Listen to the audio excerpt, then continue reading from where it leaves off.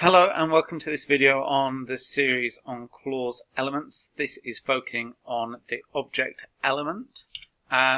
So what can be an object? A single noun can be an object. In these instances, I like gravy, I found Rex. Gravy is being acted upon by the liking.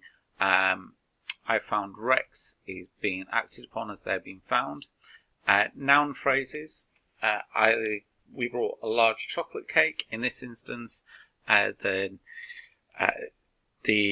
noun is surrounded by adjectives. He threw the ball. This is a phrase as it's got the article the. Pronouns can be used as objects. You are it, I saw her, the dog licked me.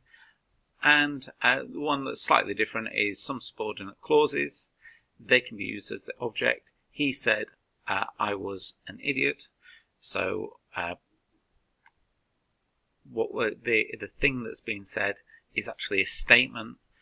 So he said a statement is the object, but in this case it actually says the statement. He said I was an idiot, therefore it's the object. Okay, so there's two types of object. Let me just move this up so it just fits in. There we go. The first one is direct object, and that we annotate that. We notate it with O followed by a small to the right and down slightly D. This is often a person or thing, and it's directly affected by the action of the verb. So in these two instances, the doll was directly influenced as it was acted upon by the girl by being found. The ball, in the other instance, it was directly being acted upon as it was being caught. So that is direct object. The other is indirect object. So in the examples below, the indirect object is placed first, and the indirect object is partnered with an object. So that is being directly affected by the action, but the indirect object is in receipt of the action. So in this instance, I gave the boy a drink. Now the drink is being given, so that is a direct object. It's been given to the indirect object, which is the boy who is in receipt of it. I told John, Joe and Jeff the news. So what's being told is the news. And John, Joe and Jeff are indirectly the object as they're in receipt of the news.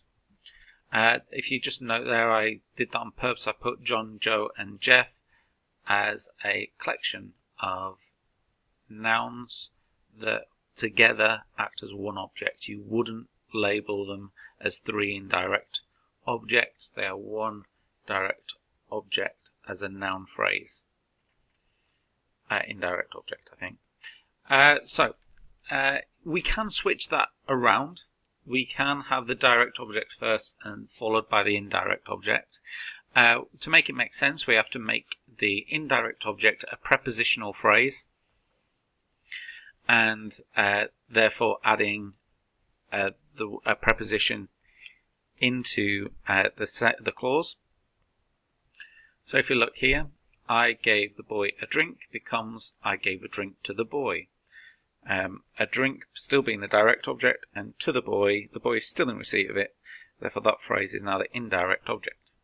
I told the news to John, Joe and Jeff would be the John, Joe and Jeff. At the end they're in receipt of the news, so they're still the indirect object, and the news is still being told, therefore that is still the direct object.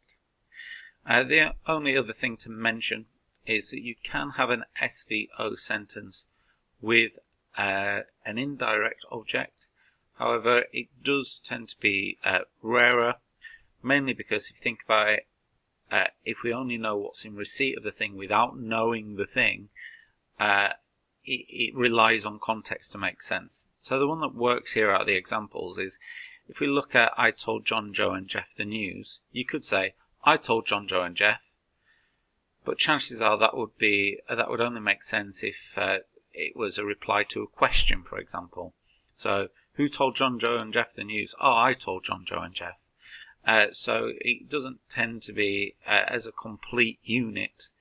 Doesn't the SV with an indirect object is not as common, as it's not quite as complete with making sense.